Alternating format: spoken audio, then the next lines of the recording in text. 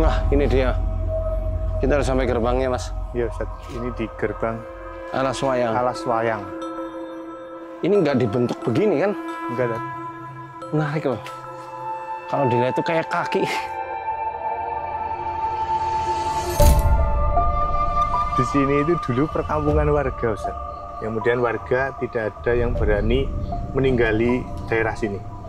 Nah, katanya banyak atau sering terdengar suara gamelan di sekitar sini. Merinding ya? Iya. Nah, biar aja.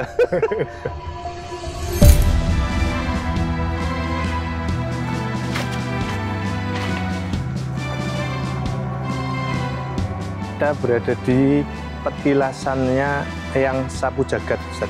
Banyak dupa. Kata warga sini itu banyak orang-orang bahkan dari luar daerah yang datang ke sini untuk kemudian meminta jabatan dan lain sebagainya, Ustaz. Minta langsung gitu. Kata warga sini seperti itu, Ustaz.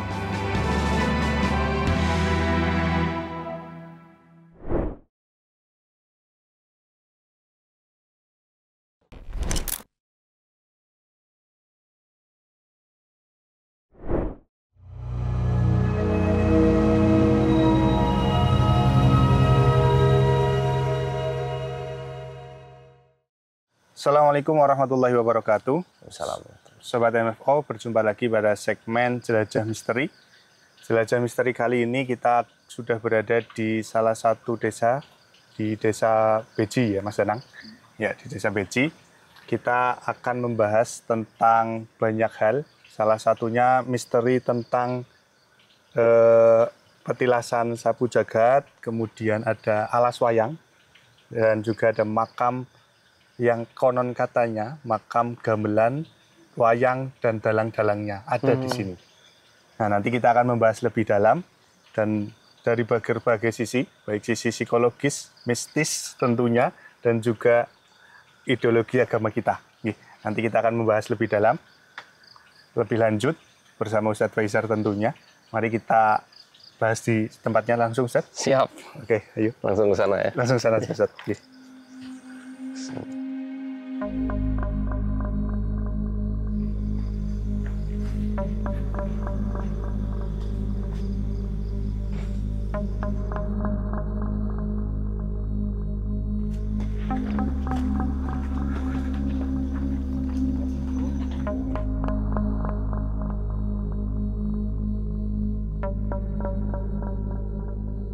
Nah, itu tadi di sana itu konon yang tempat di mana dikuburkannya gamelan, wayang, dan seperangkatnya itu oleh warga sini dulu, Ustaz. Wayangnya dikubur juga? Ya, wayang dan gamelannya, Ustaz, di situ, Ustaz. Barang-barangnya ya? Ya, betul, Ustaz. Di mana itu? Itu dulu jadi ceritanya, Ustaz. Warga sini dulu itu pernah mengadakan tanggapan wayang, itu antara pernikahan warga Beji dan juga orang Pandak, Ustaz. Oh, orang Pandak dan Beji gitu. Jadi saat itu menikah, tapi dari keluarga mempelai putra yang dari Pandak itu tidak menyetujui adanya tanggapan wayang itu, Ustaz. Tanggapan wayang yang diadakan oleh mempelai wanita. Tapi karena mempelai wanita tetap ada greget untuk menanggap wayang itu, Ustaz. Nah, keesokan harinya setelah selesai tanggapan itu katanya terjadi tragedi berdarah, Ustaz. Ya Allah. Seluruh keluarga mempelai, baik laki-laki maupun perempuan, dan para niaga, penabuh gamelan, dalang, dan seluruh perangkatnya itu saling membunuh katanya, Ustaz. Saling membunuh, kemudian dimakamkanlah di sini. Berarti mereka kayak tikam-tikaman gitu ya? Iya betul, saling menikam, Ustaz. Saling membunuh itu. Nah, makanya di desa ini dulu sebelum tahun 60-an itu ada wewaler yang tidak mengizinkan warga sini untuk menanggap wayang. Wewaler itu kayak pamali gitu ya? Ya, jadi kayak larangan lah. Ustaz.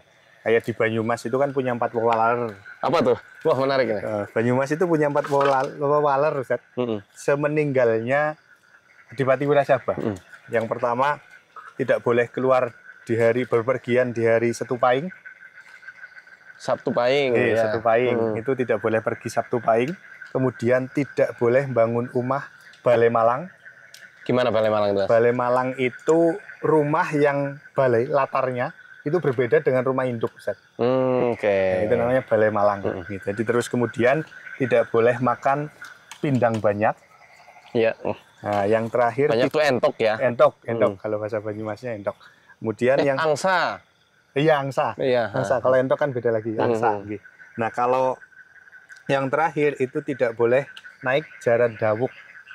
Jaran dawuk. Ya, jaran dawuk itu kuda yang warnanya abu-abu agak merah, Ustaz. Karena itu semua berkaitan dengan kematiannya. Dengan kematiannya Adipati Wirasabha setelah berkunjung dari Pajang. Jadi yang namanya wawaler atau pamali itu sebenarnya mungkin buat menghormati sebuah peristiwa mungkin ya. Ya, betul, Ustaz. Atau lebih ke anggapan sial. Kalau di Jawa, Ustaz, itu ada yang namanya hari geblak. Hari geblak itu hari kematian leluhur. Nah, itu mereka menganggap bahwa hari geblak itu dilarang melakukan kegiatan apapun. Nah, bisa jadi karena salah satunya itu, Dad. Salah satunya itu. Nah, kalau dari segi psikologi ada nggak, Dad, yang berkaitan dengan itu? Ya, tentu ada ya. Ketika sebuah kesedihan memorial, amarah memorial, ketakutan memorial itu muncul dengan adanya atribut-atribut tertentu, momen-momen tertentu, atau barang-barang tertentu. Kayak misalnya nih, nah ini kita bicara yang lingkupnya lebih sederhana ya. Misalnya ketika kita kecil pernah dibully sama orang yang misal berkacamata. misal. Ya. Kemudian saat dewasa, kemudian ketemu sama orang yang pakai kacamata, walaupun orang itu nggak punya salah sama kita, kadang-kadang amarah itu mulai muncul. Ini bagi orang yang sakit hatinya dalam banget. Mungkin kadar buliannya itu sudah sampai level lanjutan. Sehingga sampai dia itu ngelihat orang punya kacamata atau pakai kacamata itu trauma, atau pakai batik lah misalnya, pakai batik kemudian dibully atau naudzubillah sampai dilecehkan, sehingga ketika melihat orang pakai batik dia muncul tuh rasa sedih lamanya, ketakutan lamanya, kegelisahan yang lamanya itu mulai muncul dari alam bawah sadarnya. Nah, itu ketakutan memorial namanya. Yang mudah aja misalnya kita terbiasa makan pagi jam 7, walaupun kita tidak lapar, lambung kita nggak mengirimkan sinyal bahwa dia itu harus diberikan sebuah asupan nutrisi, karena kebiasaan jam 7 makan, secara otomatis ada yang namanya lapar memorial, lapar mata. Sehingga ketika jam 7 ngelihat jam, oh jam 7, lapar. Padahal tubuh kita belum lapar.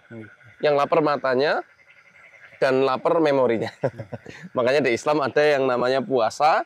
Pada hakikatnya puasa itu berguna untuk menghilangkan berbagai macam emosi atau kebiasaan memorial itu.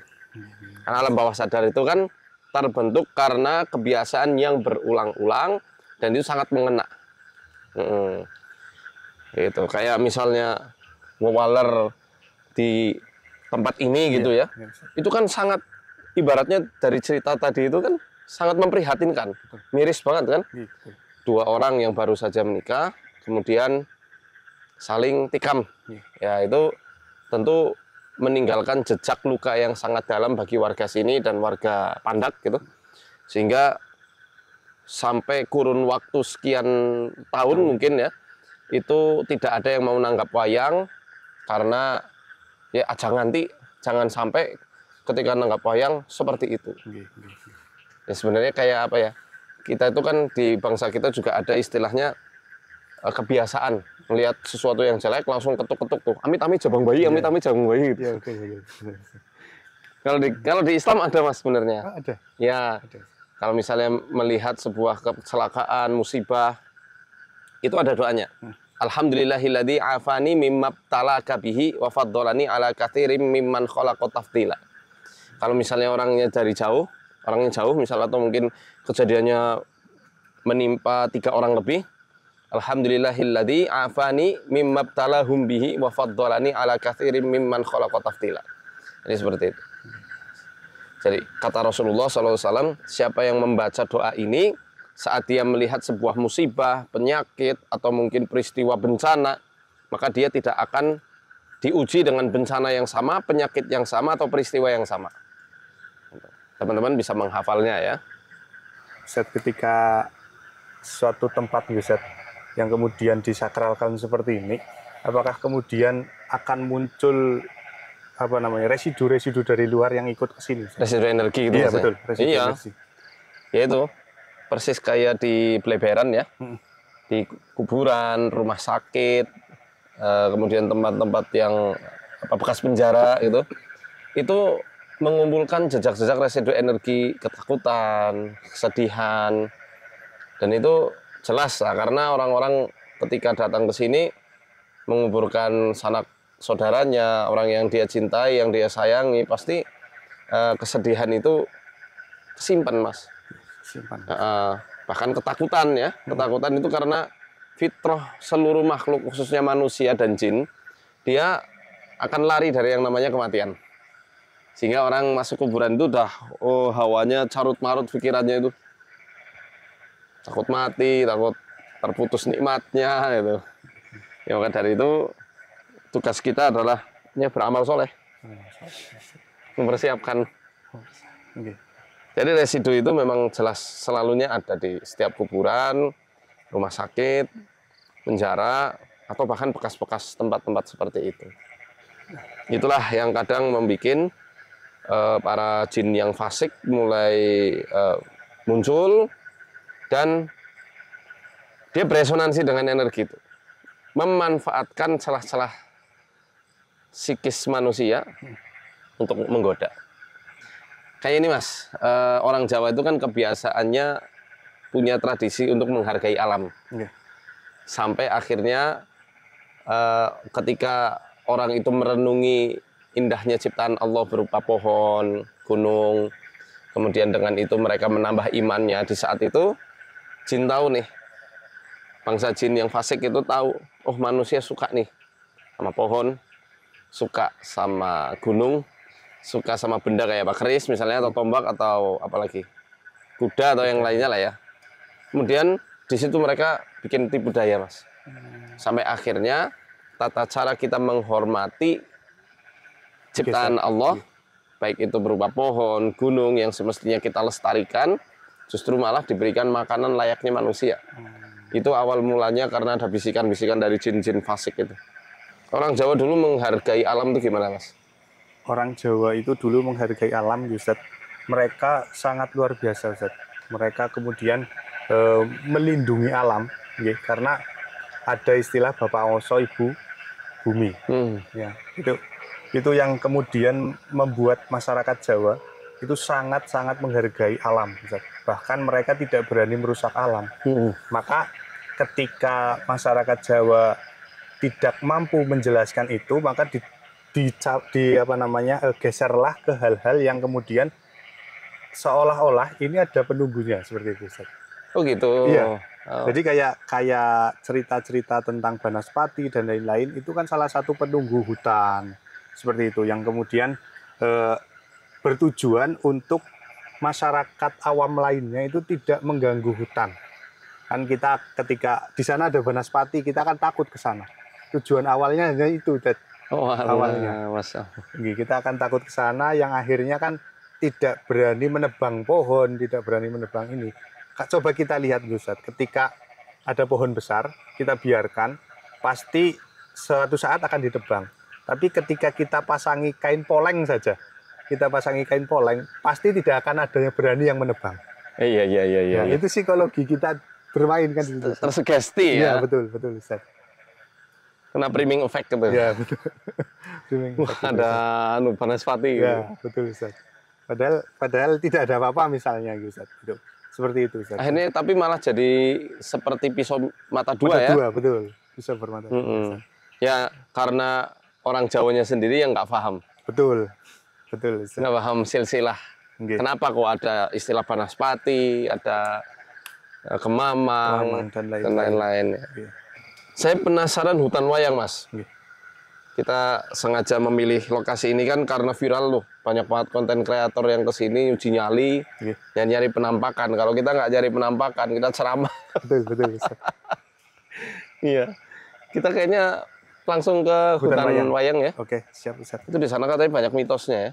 Katanya iya Ustaz, banyak mitos yang berkembang di hutan wayang itu. Oke, Jadi kita coba ke sana, Ustaz. Nggih. Yuk.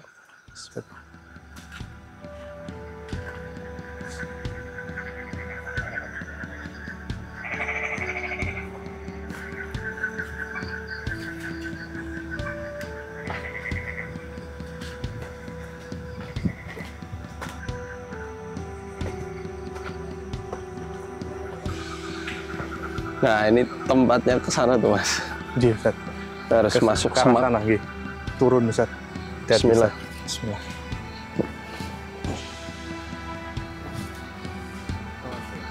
Bismillah.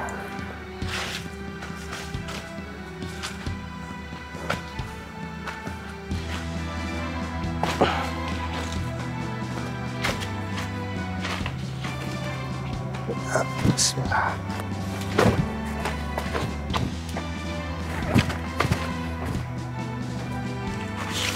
Masya Allah. Bismillah.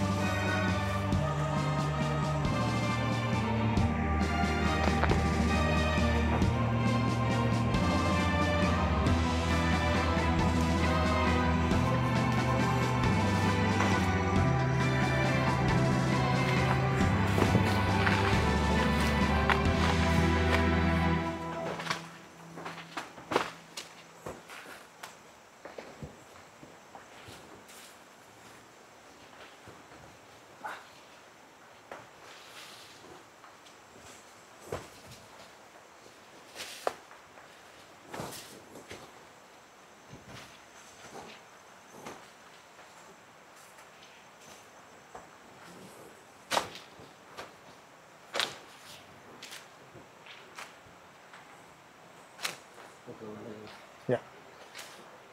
Nah, ini dia.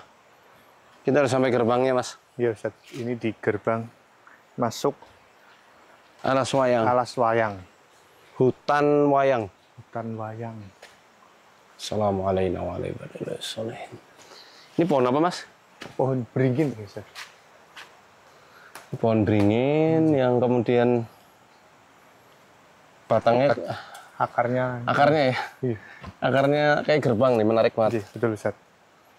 Mirip kayak kayon ya. Kayak kayon. Ini gerbangnya kayak kayon. Nah, Kalau nggak tahu kayon gunungan. Assalamualaikum warahmatullahi wabarakatuh. Oh, di sini, Mas. Ini petilasan ya. Iya, itu petilasan, Ustaz. Ini nggak dibentuk begini kan? Enggak, Ustaz. Menarik loh. Kalau dilihat itu kayak kaki. Iya, betul, Ustaz. Loh, Kayak kaki-kaki. efek-efek pareidolia. Mirip kaki. Kayaknya tua banget ini pohon. Tua, Ustaz. Masya Allah, subhanallah.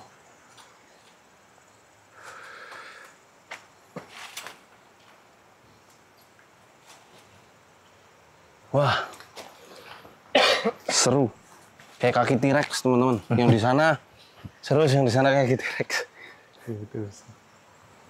Kita sudah berada di depan gerbang Alas Wayang, Ustaz. Alas wayang. Nggih. Banyak Alas yang kesini nih, Mas. Nggih, Ustaz. Saya nonton ini waktu nyari-nyari tempat buat jelajah misteri kan. Heeh. Saya nyari beberapa referensi, di antaranya sini nih banyak banget, cuma saya nyari-nyari susah banget. Seorang sini aja pada nggak tahu katanya ini Alas Alas Wayang. Wayang. Yang tahu malah orang-orang dari jauh. Nggih. Nah, ini sampah-sampah kayak gini. Betul, Ustaz. Banyak juga konten kreator yang memburu di sini, Ustaz. Memburu apa? Penampakan. Penampakan. Astagfirullah. Memburu penampakan di sini, Ustaz. Nah, Mas, agak ngepleng ya. Iya. Tarik nafas. Rabbi a'udzubika min hamazatis syayatin wa a'udzubika rabbi ay yahdurun. Rabbi a'udzubika min hamazatis syayatin wa a'udzubika rabbi ay yahdurun. Rabbi a'udzubika min hamazatis syayatin wa a'udzubika rabbi ay yahdurun. Bismillahilladzi la yadurru ma'asmihi syai'un fil ardi wala fis samai wa huwas samiul alim.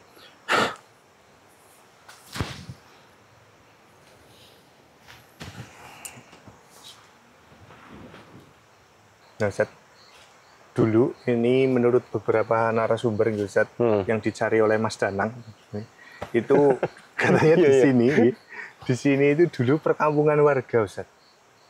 Perkampungan warga, ya namanya Grumbul Ampes, Ustaz. Tapi kemudian ditinggalkan oleh warga, Ustaz. Karena kisah tadi yang di depan, kisah tentang tragedi nanggap wayang itu, Ustaz, yang juga katanya terjadi di Grumbul Ampes itu, Ustaz, Dukuh Ampes itu. Kemudian warga tidak ada yang berani meninggali daerah sini. Nah, katanya banyak atau sering terdengar suara gamelan di sekitar sini, Ustaz. Nah, itu. Kalau dari segi mistis memang hawanya ini ya, Ustaz.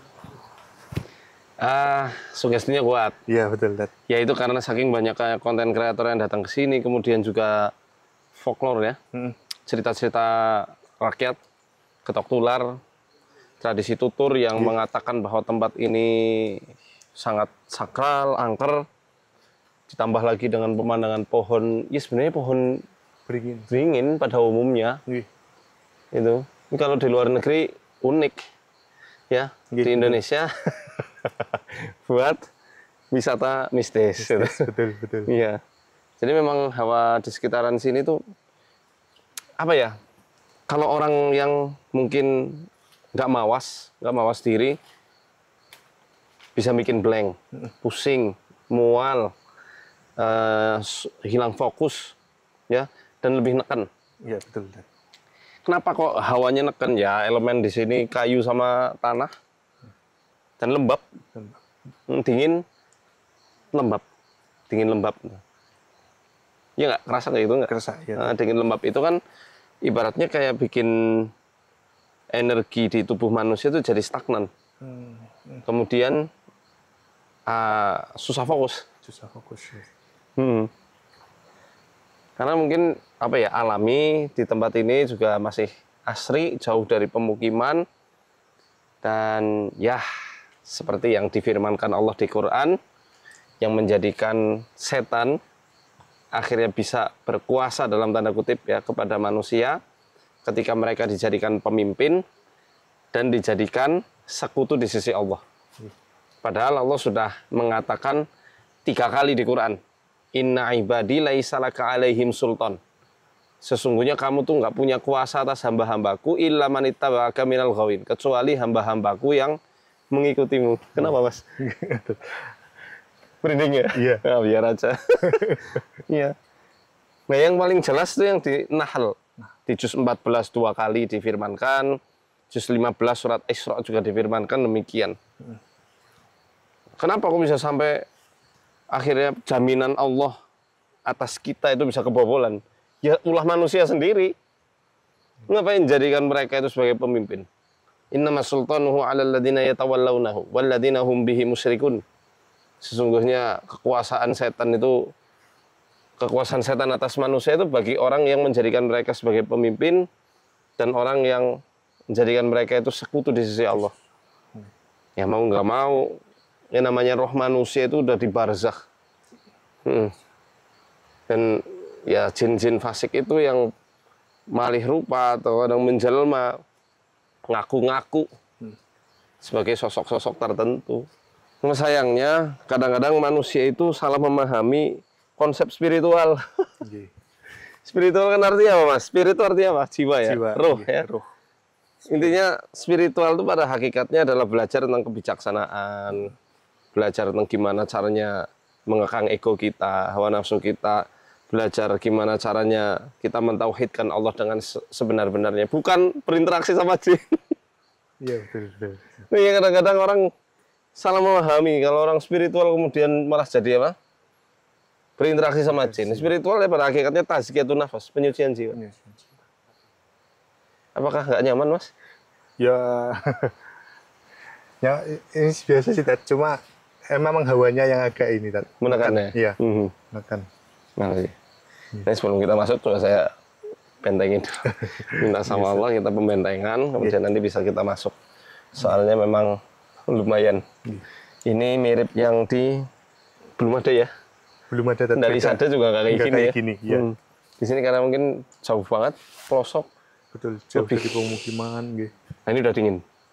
Justru kalau dingin kayak gini dia senyap. Dia bisa ngambil energi. Biasanya kayak bahasa saja ya, sebenarnya ngambil energi itu bahasa. Memanipulasi supaya kita itu jadi lemas. Nggak konsen, ujung-ujung mual, bisa jadi pingsan.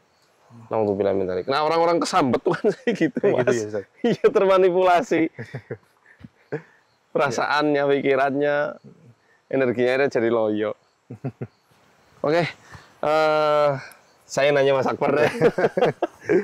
Ini kan kita ada di Alas Wayang nih, kayaknya kita seru bahas soal wayang ya, Mas. Insya Allah. Di Jawa, Nggih. lakon apa yang paling sakral? Yang paling sakral, paling dianggapnya itu paling keramat. Kalau di Jawa, Ustaz, kalau dalam epos Mahabharata tentunya Bratayuda, Ustaz.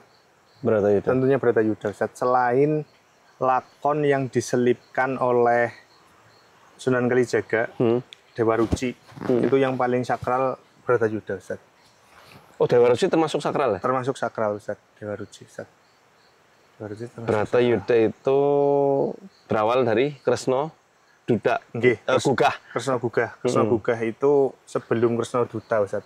Setelah itu Kresna Duta. Dari Kresna Gugah itu kalau beberapa dalang menyebutkan ketika Kresna itu meminta wisik dari para dewa, apakah Bratayuda akan terjadi dan siapa pemenangnya.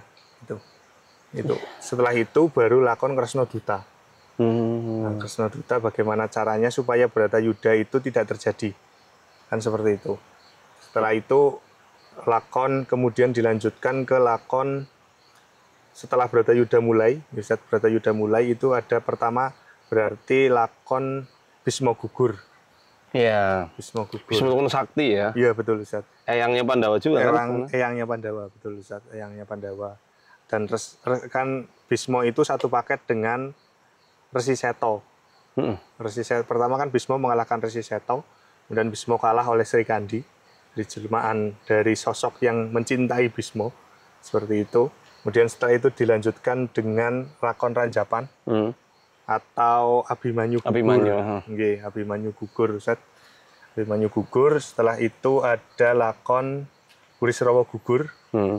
Nah, setelah Burisrawa Gugur nanti perang lagi dilanjutkan, ada sampai. Nah, kalau di India di babonnya yang asli itu setelah itu ada lakon sebelum Karno tanding, itu ada lakon Bhagavad Gita, Ustaz.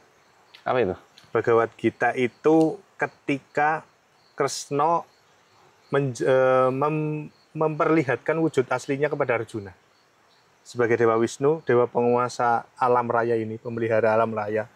Itu. Dalam percayaan Hindu ya? Kepercayaan Hindu, epos Mahabharatanya Hindu. Cuma kalau di Jawa, ini nggak ada, Ustaz. Cuma Kresna itu meyakinkan Arjuna bahwa lakon ini harus dijalankan ketika Arjuna mulai bimbang ketika harus berhadapan dengan Karno di lakon Karno tanding. Iya, ibaratnya saya itu kalau lihat Karno tuh ini mirip Itachi Uchiha. Iya, kalau di Naruto. Jadi dia gimana ya? Dibilang pura-pura kok kayaknya enggak ya, karena dia juga balas jasa sama Duryudana kan? Betul. Jadi kalau prinsipnya Karno itu setelah diberikan kerajaan, daerah kekuasaan oleh Duryudana, maka dia harus membela daerah kekuasaannya itu, yang masuk ke wilayah kerajaannya itu. Jiwa satrianya ya. Betul, Ustaz. Tapi kan di satu sisi dia sangat sayang sama adik-adiknya Pandawa. Betul. Makanya kan ketika sebelum Bratayuda, Kresna kan juga mendatangi Karno. Saya lihat. Mendatangi Karno, meminta Karno untuk ikut ke Pandawa. Tapi jawaban Karno kan Pandawa akan tetap 5. Entah nanti siapapun yang mati, Pandawa akan tetap 5. Seperti itu. kan nanti akan bertemu di peperangan itu sampai dengan terakhir itu lakon Parikesit Jumeneng Nata. Itu rangkaian dari Bratayuda, tapi biasanya Bratayuda dipotong ketika lakon Duryudana dan Durna siapa? Sengkuni, ya? Duryudana dan Sengkuni meninggal dunia, Ustaz, mati. Itu lakon yang sangat sakral, Ustaz, karena menggambarkan kemenangan dari kebaikan atas kejahatan itu, Ustaz. Ibaratnya kayak keseimbangan alam ya, yang bersumpah akan ketemu sama sumpahnya, yang berjanji akan ditunaikan, gitu kan, Ustaz. Yang berhutang ya kan. Iya betul, Ustaz. Nah, jadi keramatnya itu. Ya, Ustaz, apa ada lagi nggak misal? Keramatnya lebih di situ, Ustaz, karena semua perbuatan akan terbalas di situ. Kayak Bisma meninggalnya oleh sosok yang dicintainya, kan seperti itu, karena dia sudah berjanji untuk tidak menikah, maka meninggalnya juga oleh orang yang dibunuhnya ketika itu. Seperti itu. Terus Durna meninggalnya juga oleh seorang yang dibencinya, gitu, Ustaz. Dibencinya seperti itu, dari keturunannya raja siapa saya lupa malah itu. Gitu. Itu jadi mereka ibaratnya menerima karma-karma dari hasil perbuatannya itu, Ustaz. Ganjaran-ganjaran itu. Untuk kesakralan Bratayuda sendiri kalau di Jawa itu ada ciri khasnya nggak, Mas? Misal kayak motong kambing atau kalau dulu, Ustaz, setiap kali dalang itu mau melakonkan Bratayuda, itu pasti harus dilemei mori, Ustaz, kain mori. Jadi dia duduk di atas mori. Kain mori, kemudian ada mori yang ditutupi di bawah debok pisangnya, itu juga itu, Ustaz. Itu biasanya lakon-lakon itu kan dipilih sama yang nanggap ya. Betul, sesuai apa sih istilahnya? Hajatnya gitu mungkin. Iya betul, Ustaz. Karena ya tergantung, Ustaz, karena ada lakon-lakon yang memang khusus. Lakon-lakon ruat misalnya. Nah, Bratayuda beberapa dalang itu ada yang memasukkan ke dalam lakon ruat. Selain lakon Murwakala dan Sudamala. Nah, kalau Sudamala kan yang terukir di relief Candi Sukuh. Iya. Nah, itu ada lakon Murwakala itu Bathara Kala yang meminta makan dari beberapa kategori gitu. Itu kalau ruat, ibaratnya kayak menghilangkan apa? Penyakit gitu ya? Atau apa? Anggapan sial, Ustaz, Sukerto. Jadi kayak menghilangkan anggapan sial yang ada pada dirinya. Jadi kan orang Jawa itu memiliki beberapa, yaitu orang-orang yang katanya menjadi makannya Bathara Kala. Mentang-anting, seperti itu. Mentang-anting itu laki perempuan? Laki-laki perempuan. Ada anak yang semata wayang, anak satu-satunya, itu juga ya.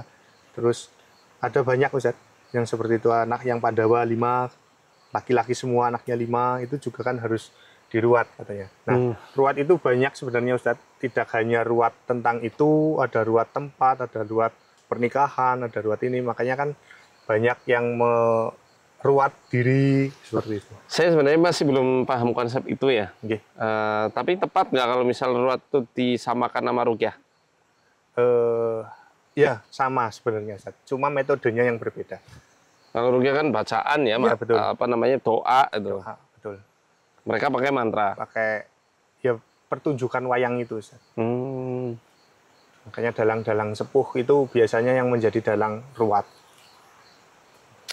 Yang dianggap sudah mumpuni. Nah, kalau saya sendiri sih lebih ini ke lakon Dewa Ruci, Ustaz. Ya, itu mengena sekali. Ya, Ustaz, betul. Waktu nyari kayu gung susuing angin sampai ke Tirta Purwitasari. Betul, Ustaz. Karena itu padahal fiktif ya awalnya ya. Iya, Ustaz, betul. Cuma karangannya Durna buat bunuh Werkudara kan. Iya, betul. Iya, betul, Ustaz. Nah, itu salah satu apa namanya, Ustaz, ajarannya patuh kepada guru. Jadi ini Dewa Ruci kalau saya dengar ya dari sesepuh juga, Dewa Ruci itu ibaratnya kayak higher self-nya seorang manusia. Karena kan Dewa Ruci sosoknya Werkudara tapi kecil ya. Betul, Ustaz. Versi sasetnya ibaratnya gitu. Betul, Ustaz. Nah, yaitu Ustaz, ketika Werkudara pergi ke alasnya dulu, ke hutannya dulu. Nah, pergi ke hutan, kemudian bertemu dengan raksasa 2. Raksasa 2 itu Rukmoko dan Rukmoko. Iya, Rukmoko. Nah, itu apal ya, Mas, salah. Itu 2 raksasa ini kalau digabungkan Rukmo kolo, Ustaz. Rukmo itu sesuatu yang kemewahan, atau rukmo itu biasanya emas, intan, berlian itu. Kolo itu keburukan, Ustaz. Nah itu, jadi Filsafatnya, filosofinya ketika kita mau mencari kayu gung susu angin, itu harus menghilangkan itu dulu, Ustaz, keduniaan. Suhud. Iya, betul. Berarti sebenarnya tasawuf Jawa ya? Ya. Tasawuf Islam yang ada di Jawa. Iya, betul, Ustaz. Sebelum sampai ke mencari dia Tirto Perwitosari itu, Ustaz. Itu kalau dalam tasawuf mungkin disebutnya takholi ya? Ya, betul. Pengosongan, betul. Nah, setelah itu kan, setelah dia mendapatkan apa yang diinginkan di hutan, itu sudah mencapai, sudah mengalahkan itu, dia kan kemudian masuk ke Samudra Minangkalbu, Ustaz. Minangkalbu itu artinya di dalam kalbu, Ustaz. Masya Allah. Namanya Minangkalbu ya? Minangkalbu, Ustaz, samudranya. Minangkalbu. Itu di dalam kalbu. Nah, di situ baru dia bertemu dengan sosok Dewa Ruci yang digambarkan mirip dengan dia. Nah, kalau saya ini sih lebih ke, bukankah apa ya namanya, Ustaz? Kalau nanti ini salah dibetulkan, Ustaz. Orang yang mengenal Tuhannya, ya itu yang mengenal dirinya sendiri. Man arafa nafsahu. Ya, betul, Ustaz. Wat arafa rabbah. Ya, betul. Siapa yang kenal dirinya, kenal Tuhannya. Ya, nah itu kan si Werkudara itu disuruh untuk mengenali dulu, Ustaz, sampai akhirnya bergabung dengan Dewa Ruci kan, Ustaz. Jadi kita harus tahu sebenarnya kita itu diciptakan untuk apa, seperti itu. Ya, Sangkan Paran itu ya? Iya, betul, Ustaz. Sangkan Parang Dumadi itu. Kita diciptakan untuk apa? Kalau dengan Allah berarti kita harus beribadah. Dengan manusia itu kita sebenarnya untuk diciptakan bermanfaatnya apa dengan sesama manusia. Maka kita harus tahu itu dulu, Ustaz. Baru kita bisa mengenal Tuhan kita. Konsep yang di Dewa Ruci sebenarnya sama nggak kayak Manunggaling Kawula Gusti? Kalau beberapa ada yang bilang sama, tapi kalau saya beda, Ustaz. Nah, apa itu bedanya, Mas? Bedanya yaitu, Ustaz, ketika Manunggaling Kawula Gusti itu kan dianggap sebagai seperti aliran Wahdatul Wujud. Dia penyatuan diri dengan Tuhan. Kalau Dewa Ruci menurut saya beberapa literasi yang saya baca, Ustaz, itu justru pengenalan diri terhadap diri sendiri. Yang tadi itu tidak mengenal Tuhan ketika dia belum mengenal dirinya sendiri. Dia belum tahu untuk apa dia diciptakan. Kan berarti dia tidak mengenal Tuhannya, Ustaz. Tujuan hidupnya apa? Iya, betul. Ketika Tuhan menciptakan kita, itu sebenarnya untuk apa sih? Kan Tuhan, Allah itu menciptakan sesuatu tidak mungkin tidak bermanfaat. Iya, Masya Allah. Maka dari itu kan kita harus tahu sebenarnya kita diciptakan untuk memberi manfaat apa kepada sesama kita. Dan seperti itu. Kalau kepada Allah kan kita sudah tentulah diciptakan untuk beribadah kepada Allah. Tapi kepada sesama kita, apa sih manfaat kita, kan seperti itu, Ustaz. Insya Allah. Menarik. Kalau saya bedanya di situ, Ustaz, dari beberapa literasi yang saya baca. Ini sepakat itu. Sepakat. Sebenarnya Dewa Ruci itu hanya untuk mengenalkan masyarakat Jawa kala itu, bahwa kamu tuh harus mengenal dirimu dulu. Iya, betul, Ustaz. Tapi harus berjuang gimana caranya Rukmokolo ini dihilangkan dulu, betul. Kecintaan dunia, kecintaan pangkat, jabatan, karir dan lain-lain ya. Iya. Intinya ego, kepentingan rendah gitu kan. Betul. Makanya ketika sebelum bertemu dengan Dewa Ruci juga bertarung dengan ular. Iya. Kan digambarkannya naga ya? dengan naga itu, Ustaz. Naga itu apa filosofinya? Penggambaran kejelekan yang ada pada diri kita itu, Ustaz. Makanya harus dikalahkan dulu. Kalau kejelekan itu belum kita kalahkan, egoisnya kita, terus sifat-sifat buruknya kita yang seperti ular, seperti itu kan. Kalau belum dikalahkan ya kita tidak akan bisa mengenali diri kita. Masya Allah. Saya jadi ingat tentang ini, Mas, konsep otak reptil. Otak reptil manusia, ya batang otak itu kan fungsinya diantaranya fight or flight ya. Dia bertarung atau kabur. Dan ketika seseorang sering dihadapkan dengan mimpi-mimpi ular, maka biasanya dia masih terkurung dengan endapan emosi negatif yang masih tersimpan dalam jiwanya. Entah traumanya, entah ketakutannya, amarahnya. Ibaratnya kisah lakon Dewa Ruci itu menggambarkan kalau kamu pengen tahu sejatinya dirimu, lawan rasa takutmu. Iya, betul, Ustaz. Lawan rasa ragumu. Betul. Karena kan berkudara tanpa ragu kan. Betul. Karena nggak dikasih tahu lautnya di mana kata Iya, Durna. betul. Sesuaikan aja sama kata hatimu lah. Gimana itu. Betul. Tapi dengan yakin itu malah Malah ketemu. dapat itu, ya betul. Satu-satunya yang ketemu Dewa Ruci kan cuma berkudara. Cuma Ya. udara. Betul. Betul. Itu menandakan harus punya keteguhan prinsipnya. Betul, betul Ustaz. Nah, kalau beberapa ulama kiai-kiai dulu Ustaz, itu kan menggambarkan Pandawa itu seperti rukun Islam Ustaz. Iya. Kuda dewanya syahadat, berkudaranya itu yang sholat, Arjunanya itu yang puasa. Nah, ini Nakulasa dewanya yang haji dan zakat. Zakat ya. Nah, itu Ustaz. Maka kalau sholat ini berkudara ini kita kuat, maka kita akan mencapai itu Ustaz. Keren, Masya Allah. Nah ini ya teman-teman yang bagi yang belum tahu, khususnya generasi-generasi sekarang yang mungkin udah tergerus zaman ya, wayang udah dianggapnya udah nggak relevan lagi, lebih suka kartun-kartun dan lain-lain, itu hak kalian lah. Tapi paling enggak kita kepengen mengedukasikan bahwa para ulama, khususnya Wali Songo, Sunan Kalijogo, menggunakan wayang itu sebagai kendaraan dakwah supaya masyarakat di zaman itu lebih memahami konsep Islam yang sebenarnya. Betul Ustaz. Ya, sebagaimana para konten kreator ataupun para animator ya, animasi itu yang bikin animasi, bikin kayak apa Nusarara misalnya, betul, atau apalagi Riko ya, itu untuk mengenalkan anak-anak tentang konsep Islam. Betul Ustaz. Nah, kita kayaknya mau masuk Mas. Boleh Ustaz, kita langsung masuk ke dalam. Penasaran kan dalamnya? Seru. Sebelum itu kita doa dulu. Ustaz. Bismillahirrahmanirrahim. Allahu la ilaha illa huwal hayyul qayyum la ta'khudhuhu sinatun wa la nawm. Lahu ma fis samawati wa ma fil ard. Man dhal ladzi yashfa'u 'indahu illa bi idnih. Ya'lamu ma baina aydihim wa ma khalfahum. Wa la yuhituna bi syai'in min 'ilmihi illa bima syaa'.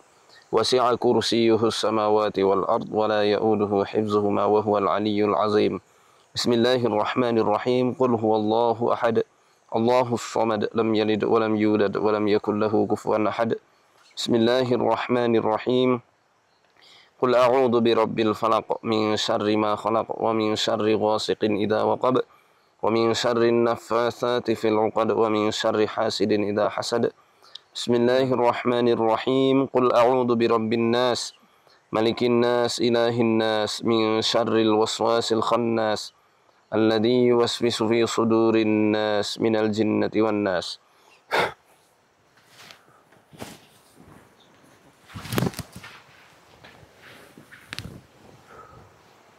Ya, أعوذ بكلمات الله التامة من شر.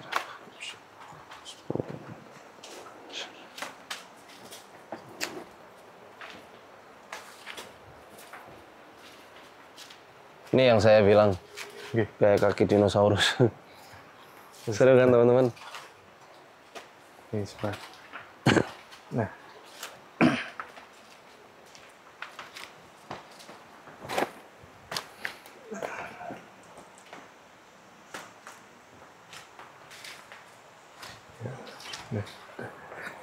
Banyak dupa.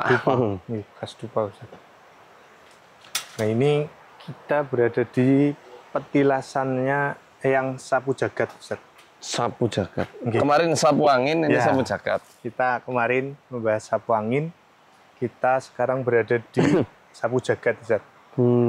Nah ini masih berkaitan Ustaz dengan sapu angin. Oh iya, gimana Mas? Sama-sama sebagai titisannya Yang Semar Ustaz.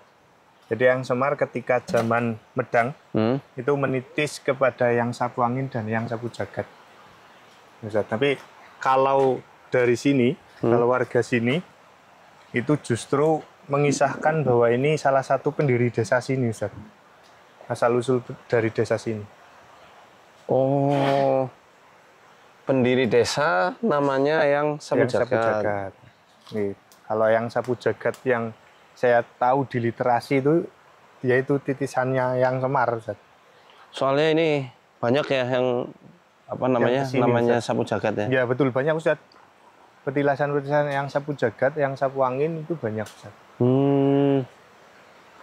Jadi setelah kita baca doa perlindungan lebih baik, Ya, lebih baik Ustaz. lebih ayem ya kan, Ya, betul. dan tenang ya. Lebih tenang. Nggih. Nah, seperti itu kita harus bergantungkan sama Allah, kita gantungkan urusan sama Allah.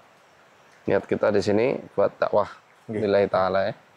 Moga-moga Allah terima ini sebagai amal soleh. Amin. Amin, amin, amin, amin. Nggih. Bukan hanya sekedar ngonten. Enggak. Kita nggak nyari penampakan. Ustaz, bagaimana dengan ini Ustaz? Fenomena yang kata warga sini itu banyak orang-orang bahkan dari luar daerah yang datang ke sini untuk kemudian meminta jabatan dan lain sebagainya Ustaz. La ilaha illallah Muhammadur Rasulullah. Minta jabatan Nggih, Ustaz. ke ahli kubur. Nggih. Minta langsung gitu. Kata warga sini seperti itu Ustaz. Selagi bukan Islam, Nggih. bukan urusan kita. Tapi kalau dia Islam, sekali lagi, kalau dia Islam, maka saya wajib mengingatkan kepada siapapun, saya tidak menyebut nama dan tidak tendensius Nggih. ke seseorang. Islam punya ajarannya dan itu sudah paten. Ya, akidah kita ya, dan semua hukum-hukum syariat itu sudah sempurna. Al-yauma akmaltu lakum dinakum wa atmamtu alaikum ni'mati wa raditu lakumul Islam madina. Di hari ini aku, kata Allah, sudah aku sempurnakan agama untuk kalian. Dan aku sempurnakan nikmatku untuk kalian. Dan aku telah ridho bahwa Islam sebagai agama. Ya. Agama bagi kalian. Jadi syariat kita sudah jelas. Ketika kita bersyahadat, artinya kita bersaksi kan. Asyhadu an la ilaha illallah wa asyhadu anna Muhammadar Rasulullah. Aku bersaksi tidak ada Tuhan selain Allah. Aku bersaksi bahwa Nabi Muhammad adalah utusannya Allah. Kata para ulama ada konsekuensinya. Syahadat, kita bersaksi tidak ada Tuhan selain Allah, konsekuensinya amal kita harus ikhlas. Murni hanya untuk Allah, bukan yang lainnya.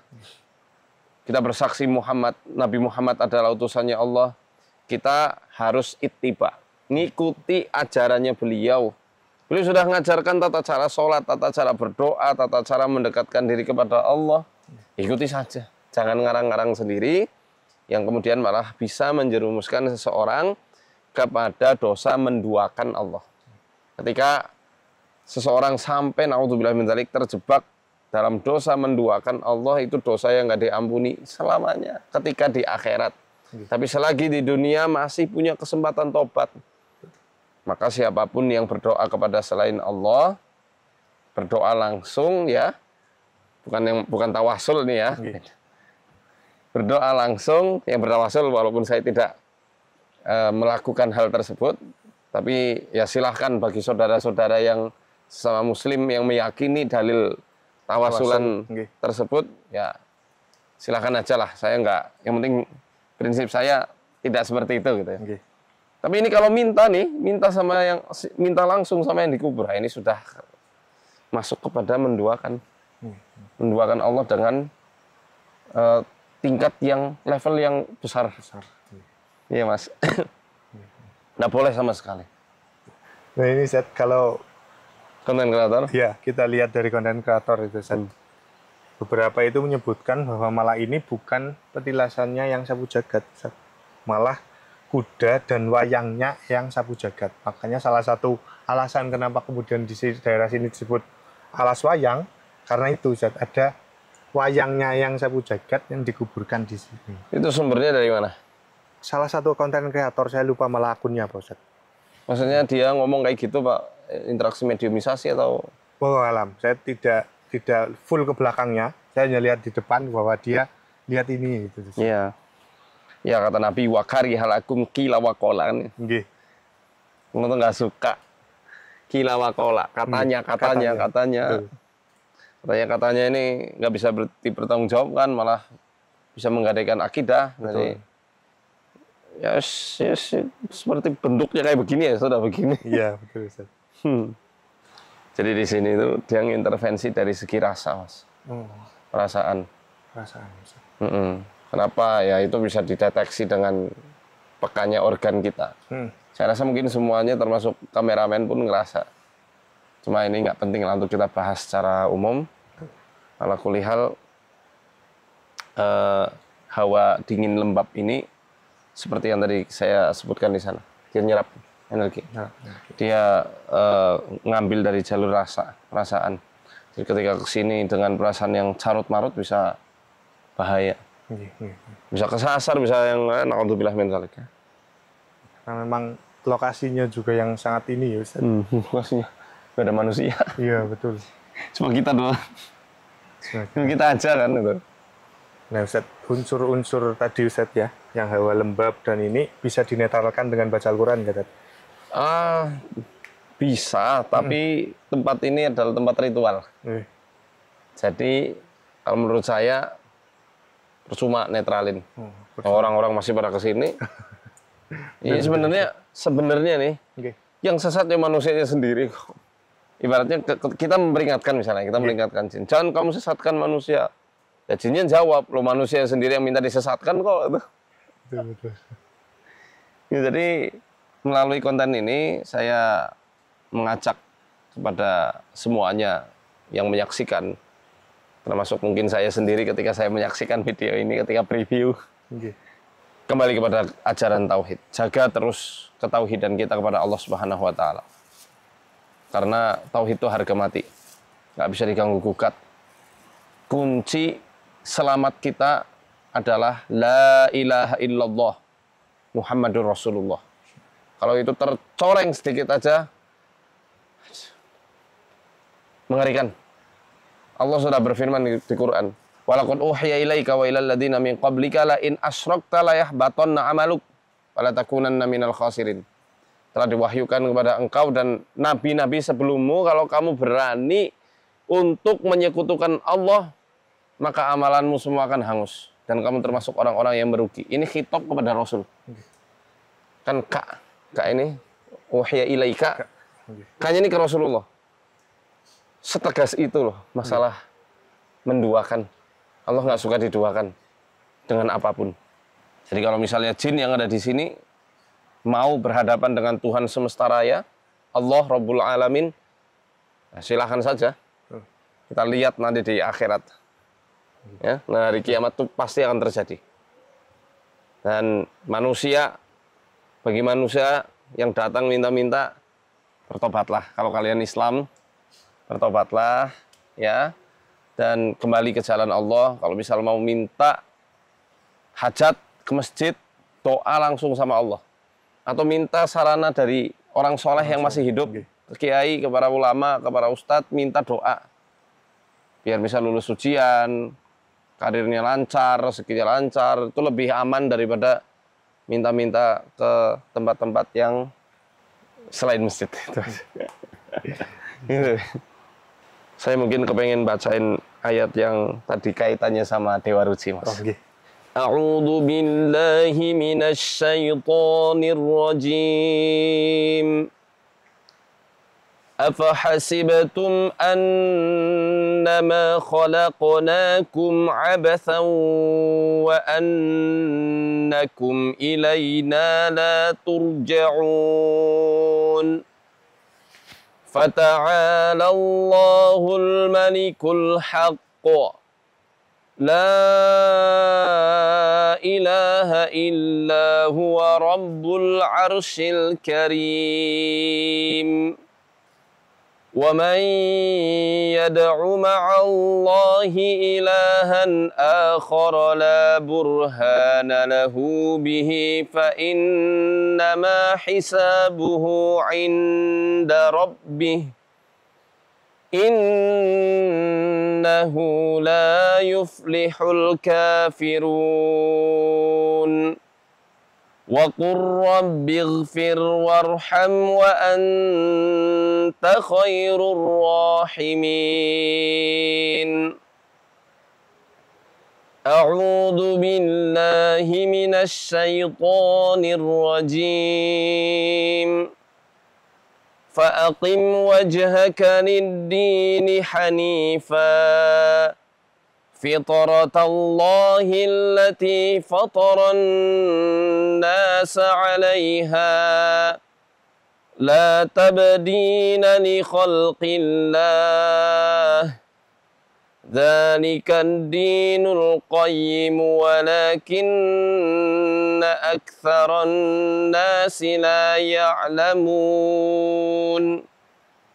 منيبين إليه واتقوه وأقيموا الصلاة ولا تكونوا من المشركين وله ما سكن في الليل والنهار وهو السميع العليم قل أغير الله أتخذ وليا فاطر السماوات والأرض وهو يطعم ولا يطعم قل إني أمرت أن أكون أول من أسلم فلا تكونن من المشركين قل إني أخاف إن عصيت ربي عذاب يوم عظيم من يصرف عنه يومئذ فقد رحمه وذلك الفوز المبين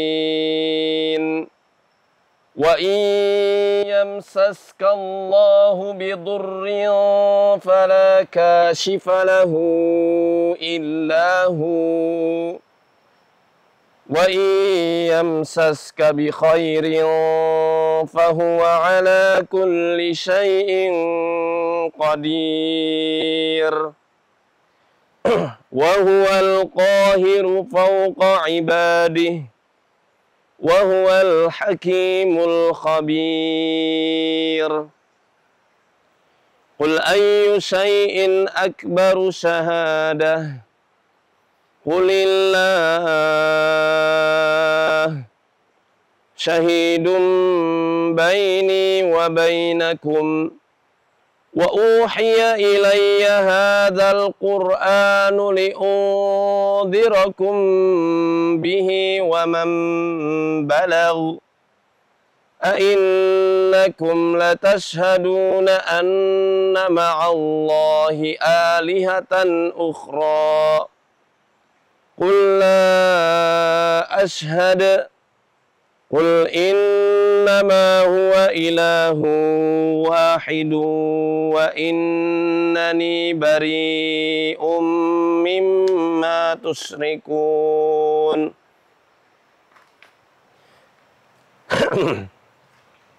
الذين آتيناهم الكتاب يعرفونه كما يعرفون أبناءهم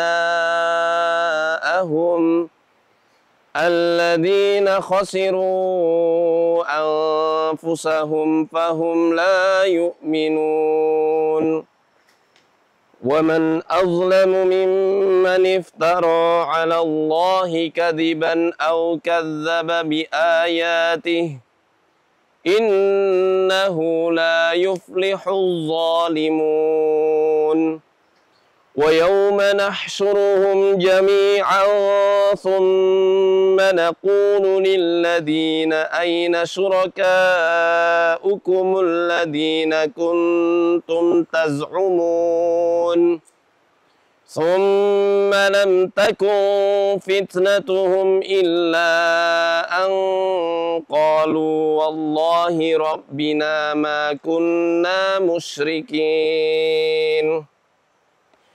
انظر كيف كذبوا على أنفسهم وضل عنهم ما كانوا يفترون.